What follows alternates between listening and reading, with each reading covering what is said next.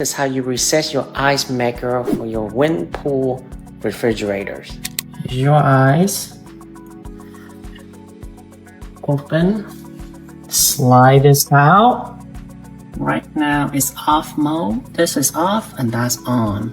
And that's the reset button. All you need to do is press this for 5 seconds. 1, 2, 3, 4, 5. Go ahead and turn them on.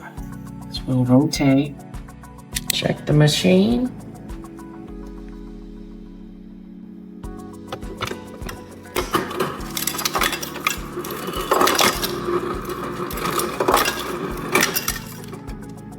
Ta-da! Ice. Follow for more.